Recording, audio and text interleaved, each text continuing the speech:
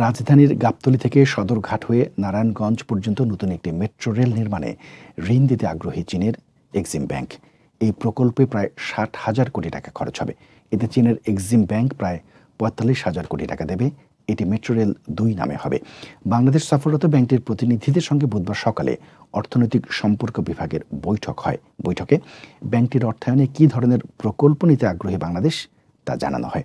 Metro rail ছাড়াও ফরিদপুরের ভাঙ্গা থেকে পায়রা বন্দর পর্যন্ত রেলপথ নির্মাণের প্রকল্পেও চীনের আগ্রহ রয়েছে। জানা গেছে এই প্রকল্পে ৪১,০০০ কোটি খরচ হবে।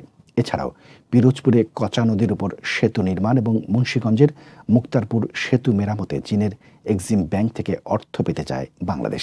এছাড়াও গাজীপুরের জয়দেবপুর থেকে জামালপুর পর্যন্ত মিশ্র গেজ রেলপথ নির্মাণ, রাজবাড়ীতে একটি রেলওয়ে ওয়ার্কশপ নির্মাণ, পাবনার ঢালারচর থেকে ফরিদপুরের পাচুরিয়া পর্যন্ত ব্রডগেজ রেলপথ নির্মাণ এবং ভৈরব বাজার থেকে ময়মনসিংহ পর্যন্ত মিটার গেজ লাইন মিশ্র গেজে রূপান্তর প্রকল্প নিয়ে চীনা ঋণ পেতে আগ্রহের কথা গতকালের ওই বৈঠকে আলোচনা হয়।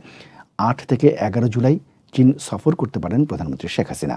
ওই সফরে রেল ও সড়ক যোগাযোগের প্রকল্পগুলোয় চীনা ঋণের বিষয়টির ঘোষণা আসতে পারে বলে জানায় সূত্রটি।